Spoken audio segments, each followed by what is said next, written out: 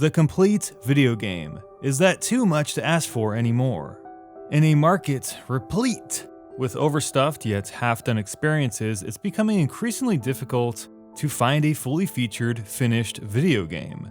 One in which honest content is delivered in a complete, non-manipulative way for the simple sake of creating a great video game. Games that are made to satisfy from start to finish with no catches in between, no micro-gambling, no day one DLC gimmicks, no lackluster repeat game design. A game like Super Mario Odyssey. I had the distinct pleasure of playing this game alongside A Hat in Time recently, and I have to say, they were two of the best experiences I've had this year. They made me fall back in love with gaming in 2017. At no point during either game did I flinch when answering the following questions. Is the game trying to manipulate me into spending more money? No.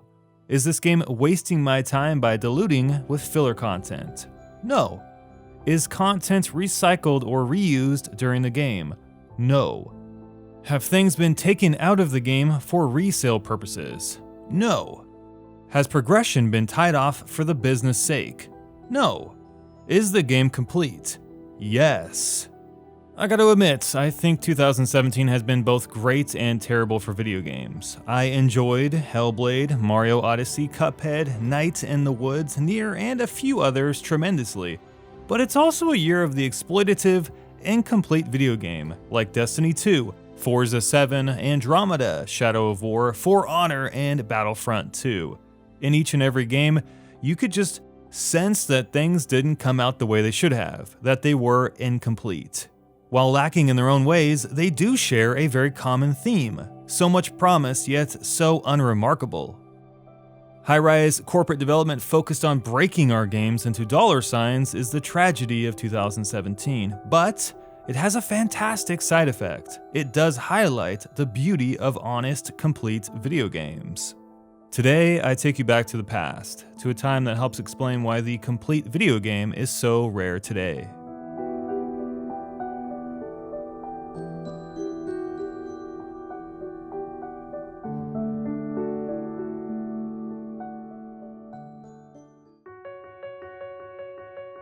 Let's travel back in time for a little bit. It was so very common back in the day to be consumed by the joys of a new video game. There was nothing holding back developers from creating the best possible games, as they were driven by passion creation.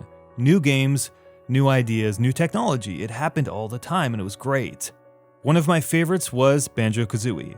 I remember just how well designed this game was for its time. It had a great overworld, levels that required progression, fun boss fights, and collectibles used to propel Banjo and his trusty friend towards new skills and content. It had humor, good controls, and a good camera that didn't try to fight with you every 5 seconds. You were on a journey where that pesky Gruntilda needed to be dealt with.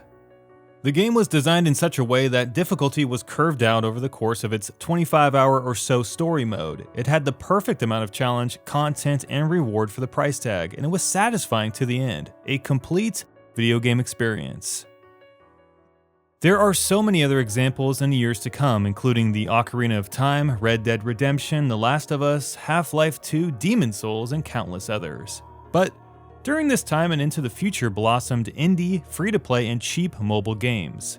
Gamers had more options, more games at their disposal, more ways to play them. It seemed like there would be a shift away from big-budget console-exclusive games. Prior to all of this, it seemed like there was just the perfect amount of competition between Nintendo, Sony, and the now-forgotten Sega to produce high-quality AAA games. Console-exclusive video games that spurred competition that pushed games into the future. And from the fervor of those rivalries rose innovation in our most favorite video games. But as the years went on, many more players would be introduced into that tight-knit community. Many developers, many games, and many publishers, all vying for our attention. Most of them would be cheaper than standard AAA games, much easier to make and often more addicting or lucrative.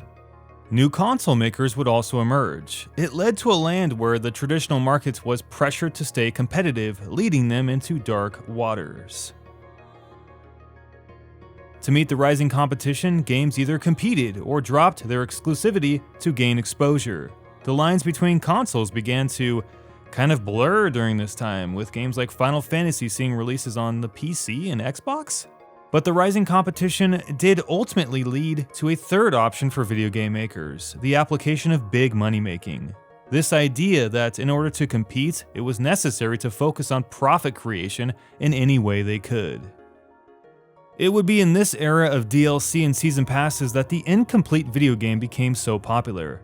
The process was fascinating. Take a completed game and remove key features to be sold later, then rush the incomplete game to the market and hype it up as much as possible. Fix it later, add it in later. Throw in a season pass, add in a real money store, and re-release the game in stages over the course of several months or years. This was the process. Having more ways to make money, the result was a game that generated more money. The beauty of it all was that publishers weren't spending more money to acquire the additional revenue as they did in the past with expansion packs and spin-offs. No, the design has a much more noxious aftertaste. Finally, companies like EA found the key to open that hidden treasure chest, sit behind closed doors and find the best way to optimize the acquisition of our hard-earned money. We have seen the process so many times, too many times. Street Fighter V launching as a half-finished beta test. Mass Effect 3 locking off critical game content behind day one paid DLC. The Division and Destiny prioritizing future content over their current lackluster offerings, and Battlefront 2.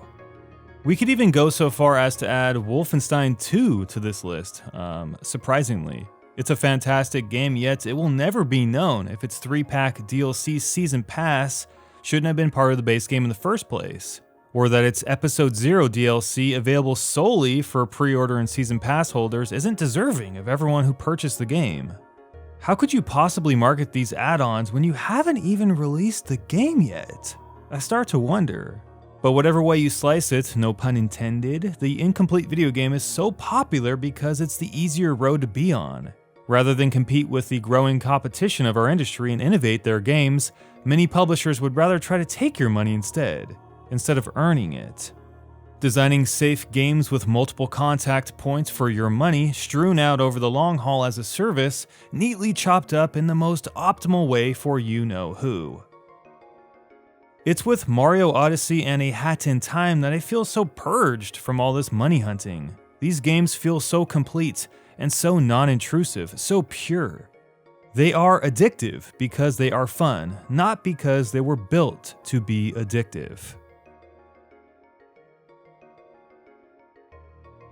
Complete video games are the best video games. They are the good souls of the industry, sitting innocently next to the give me all your money juggernauts. I would argue that these games are the ones that need our support. Not only are they the true heroes of the industry, but they are in need of that help. You don't see Ubisoft making any A Hat in Times, or EA bothering with platformers or single-player action games these days. So get out there, stick it to the corporate man, and enjoy some made-to-be-complete video games. Thank you very much for watching, guys. Really appreciate it. Special thanks to my patrons and everyone who supports the work I do on this channel. You guys are awesome. Have a great day, guys. Comment down below, let me know what you guys think about this topic, and we'll see you in our next video. Peace, love, and happiness till then.